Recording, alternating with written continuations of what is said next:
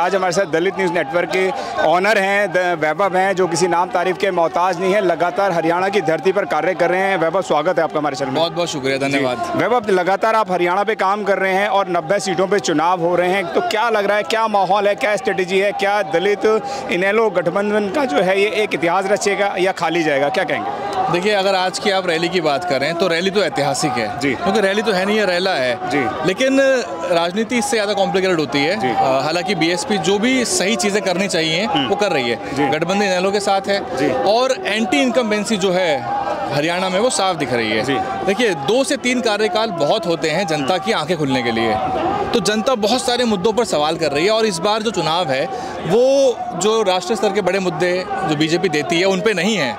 चुनाव है शिक्षा, रोजगार, किसान, पहलवान, ये सारे जो मुद्दे हैं, जो किसानों के साथ सलूक हुआ, वो सारे मुद्दे इस बार अहम बने हुए हैं। तो एंटी इनकम्बेंसी है, पहलवानों के साथ जो हुआ आपने देखा, तो चुनाव खुला है और चुनाव भाजपा को सत्ता से बाहर करने का है। अभी विपक्ष के ऊपर है कि कौन कितनी सीट लेके जाता है। बिल्कुल, क्या कहना चाहेंगे? जिस तरीके से आपने कहा कि पहलवानों के ऊपर बात है, तमाम मुद्दों के ऊपर बात है, तो क्या लगता है कि जो बीजेपी है या कांग्रेस है वह लुभावने वादे भी कर रही है, जिस तरीके से पार्टियां सभी करती हुई आती हैं, और बीएसपी कभी अपने वादे नहीं करती है, यूँ कहे कि मैनिफेस्टो भी नहीं है उनका, तो ये वादे और बिना मैनिफेस्टो के ज़मीन पर उतरना क्या लगता है कितना घातक हो सकता है, या इनको कुछ अपने वादे करने चाहिए? देखिए, बसपा का तो घोषणा पत्र होता नहीं है, आपको मालूम है, लेकिन इनेलो का जरूर घोषणा पत्र होगा, जहां तक मेरा मानना है। या तो हो गया होगा घोषित या फिर हो जाएगा, क्योंकि इनेलो जनता के सामने कुछ ना कुछ चीजें रखेगी कि किन मुद्दों पर वो काम करना चाहेंगे। बहरहाल देखिए, जेजेपी के खिलाफ बेहद रोष मुझे नजर आ रहा है। जो मैं जनता से बात कर रहा हूँ, दुष्यंत चौटाला यहाँ के जीते हुए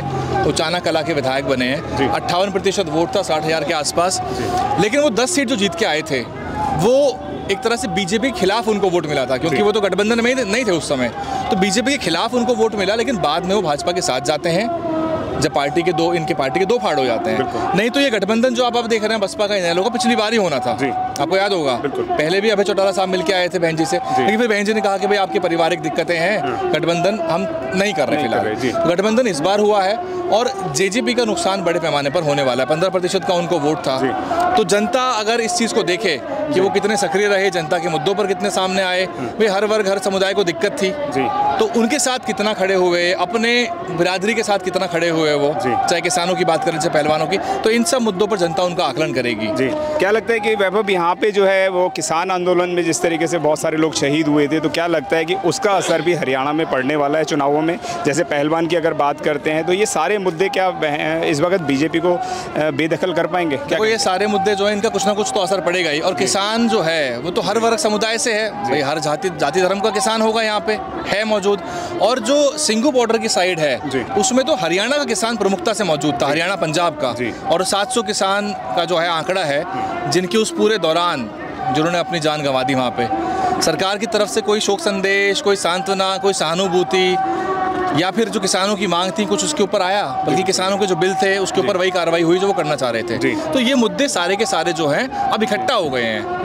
साथ ही क्या लगता है इन मुद्दों को भुलाने के लिए, जैसे तिरुपति के अंदर गौ मास की बात करी जाती है, तो इस मुद्दों को घुमाने के लिए आज जो जितनी बड़ी रैली है इसको बड़ा मीडिया नहीं दिखा रहा है, स्ट्रीम मीडिया नहीं दिखा रहा है, तो क्या लगता है कि ये देश के अंदर या हरियाणा की अगर हम लोग बात करते हैं तो कितना असर डालते हैं इस तरीके के मुद्दे? क्योंकि जिसे जनता कहा जाता है, बड़ी जनता को भोली वाली भी कहा जाता है, तो क्या लगता है 5 साल का जो दर्द लेके बैठी होती है वो इन छोटे से जुमलों से भूल जाएगी? देखिए, काट की हांडी बार बार नहीं चढ़ती वैसे पर उस हांडी में अगर धर्म का तड़का लगाते रहोगे चढ़ जाती है वो कई बार चढ़ी। लेकिन देखो, सबको अपना धर्म प्यारा होता है, सबको अपने धर्म की रक्षा करनी है, लेकिन मूलभूत विकास के मुद्दे भी तो हैं। भाई सरकारी स्कूल बढ़िया होंगे तभी तो शिक्षा मिलेगी। और आज की तारीख में जो सरकारी स्कूलों की हालत है, बल्कि यहाँ तो कितने स्कूल बंद हुए हैं, जनता से पूछिए यहाँ कितने स्कूल बंद किए गए हैं। सरकारी स्कूल की वो स्थिति है कि वो केवल सस्ते मजदूर पैदा करने की फैक्ट्री बन गए हैं। भाई आप कैसे सोचेंगे कि प्राइवेट स्कूल में पढ़ा हुआ बच्चा और सरकारी स्कूल में पढ़ा हुआ बच्चा जब एग्जाम देंगे एसएससी का, यूपीएससी का, आर्मी का, रेलवे का, वो बराबरी कर पाएंगे? सरकारी स्कूलों के मास्टरों की हालत देखिए, वहाँ पे सुविधाओं की हालत देखिए।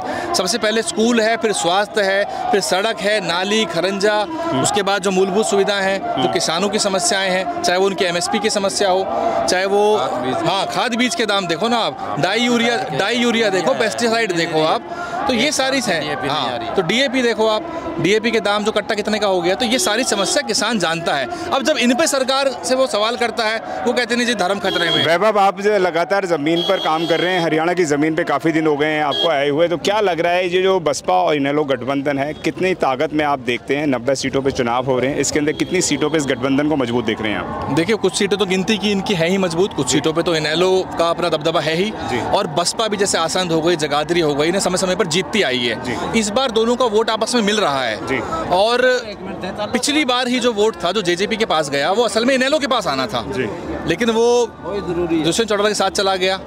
अब ये पार्टी वो पार्टी है इनेलो जिसने सरकार चलाई है। ताऊ देवीलाल केंद्र की सरकार में रहे, उप प्रधानमंत्री रहे, यहाँ दो बार सरकार चली, दो बार नहीं, कई बार चौटाला साहब की सरकार, कई बार, हाँ 5 बार सीएम बने हैं। और तो इसलिए ये लोग कार्यकाल देख चुके हैं, इस पार्टी को सरकार चलानी आती है।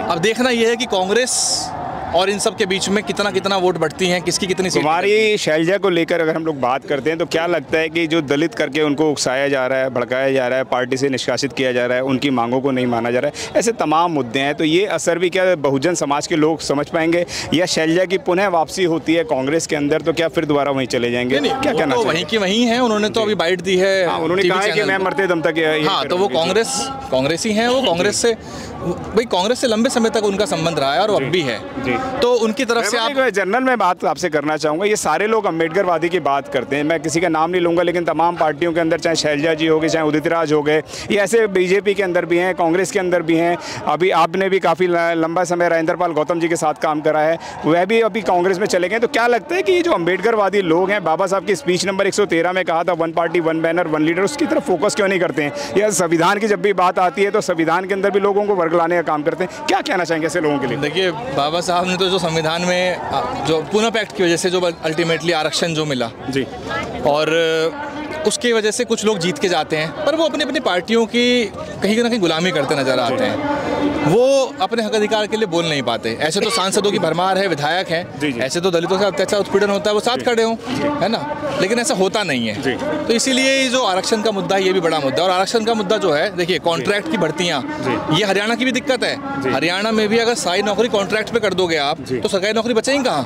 भाई ग्रुप डी की नौकरियाँ जो हैं, वो तो कॉन्ट्रैक्ट पे चल रही हैं, उसमें सबका नुकसान है। आरक्षण का बड़ा हिस्सा तो ओबीसी को मिलता है भाई, 27% का जो आरक्षण है वो तो ओबीसी के पास है। तो ओबीसी को भी समझना पड़ेगा कि हमारी केंद्र की नौकरियों में उतनी नुमाइंदगी नहीं है, इसलिए आरक्षण जो है उसको बचाने की लड़ाई हो, चाहे नुमाइंदगी की लड़ाई हो, इस पर सबको मुखर होना पड़ेगा। जी, चलिए धन्यवाद वैभव, जो आपने हमें समय दिया और बात करी। Thank you so much.